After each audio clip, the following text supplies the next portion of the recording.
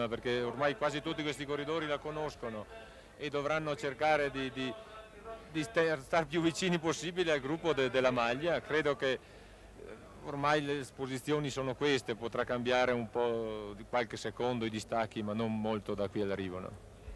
Siamo sul tandem di testa fra i due, chi ti sembra più fresco, Francesco? Ha lavorato meno Schepers, credo sia anche più scattista di Bagot, non è che conosco molto Bagot perché ho corso poco assieme. Diciamo è un po' una novità, gli uomini della Fagor evidentemente avevano lanciato Bagot all'attacco come punto di riferimento per Muñoz o per Mujica. Sì, loro erano nella fuga iniziale e questi due corridori sono quelli che erano più forti evidentemente e sono rimasti ancora in testa alla corsa. E può darsi che ce la facciano arrivare, però non è detto, perché il gruppetto dietro continua a darsi battaglia e può darsi che li raggiungano. Ecco infatti Muñoz con Le Carreta cambiano rapporto, i due spagnoli, ecco che hanno raggiunto Andersen, raggiunto e superato il danese Andersen, Muñoz all'attacco con Le Carreta. Poi ancora Rominger,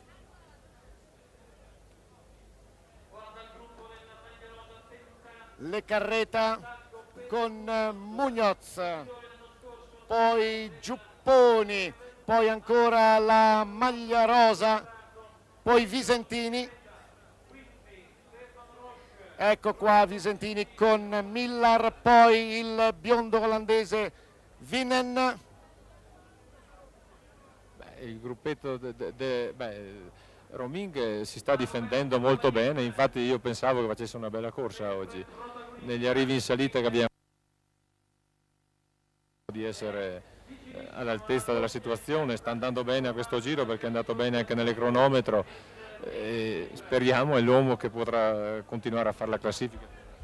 Allora Muñoz, poi Le Carreta, Visentini, Giupponi, la maglia rosa, la maglia verde di Millar, poi lo svizzero Rominger e l'olandese Vinen che era l'uomo di punta di questa formazione diretta da Peter Post per il Tour de France, dove aveva ottenuto ottimi piazzamenti come al solito. Vinen non ha partecipato alle prime gare della stagione, alle classiche, evidentemente Post lo riservava alle grandi corse a tappe, mentre Pagnin si sta avvicinando ai due uomini al comando. Ormai credo che per quanto riguarda la conclusione della tappa, la tappa del Terminillo sarà o di Schepers o di Bagot, però ecco che sta per portarsi ancora lo splendido Pagnin. Pagnin non finisce mai di sorprendere, non finisce mai, vorrei dire anche di commuovere per la generosità con cui recita il suo ruolo.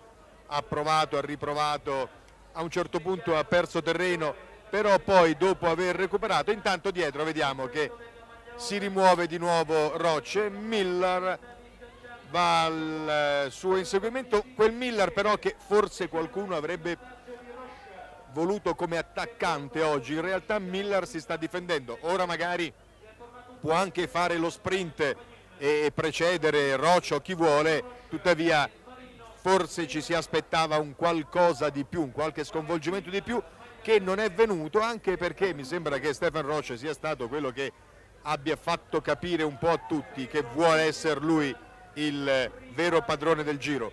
Muñoz a metà strada fra Roche, Millar e il resto del gruppo, dove è rimasto Visentini, quindi attenzione anche all'interpretazione di questo momento finale. Ultimo chilometro per la coppia di testa, sempre braccata da Pagnin, che però non è ancora riuscito ad agganciarsi ai due. Ecco che la telecamera torna ancora su Schepers e su Bagot. Schepers passato al professionismo, considerato come il nuovo Eddy Merckx, aveva vinto anche importanti corse a tappe fra i dilettanti, compreso il Giro delle Regioni in Italia, però poi è rimasto lì. Forse oggi sta trovando una delle sue giornate migliori, è lui che sta facendo l'andatura. Attenzione all'azione di Bagot, linea a Adriano De Zan. Bagot ancora al comando con Schepper in seconda posizione. Attenzione a far scattare immediatamente il cronometro. È importante vedere se Roche riuscirà ancora a guadagnare qualche secondo nei confronti di Visentini. Siamo ormai nel tratto conclusivo con Bagot in prima posizione. Scatta nuovamente il francese, scatta, recupera sullo scatto Schepers, gregario di fiducia di Roche, è stato Roche a volerlo nella carriera. Ancora un altro scatto ma senza successo da parte del francese. Ora Schepers si volta.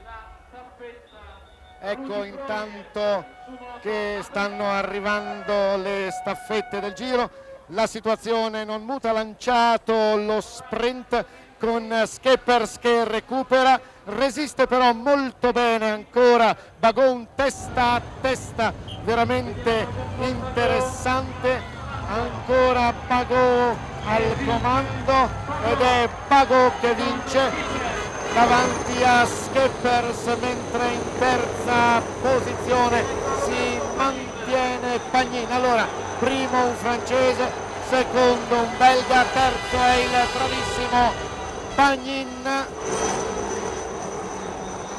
mentre ecco vedete intanto il ritardo del gruppo, la media 34.615, il gruppo con Vinner, con Giupponi, con Rominger e sempre Millar che fa l'andatura, Millar, Roche, poi Le Carreta, quindi Vinner e Rominger. Mujica, lo spagnolo che si avvia a conquistare il quarto posto. Nel numero 112 è sempre Mujica al quarto posto, mentre ecco che arriva Rominger, Le Carreta, Millar, Roche, Muñoz, Vinner, Giupponi e Visentini.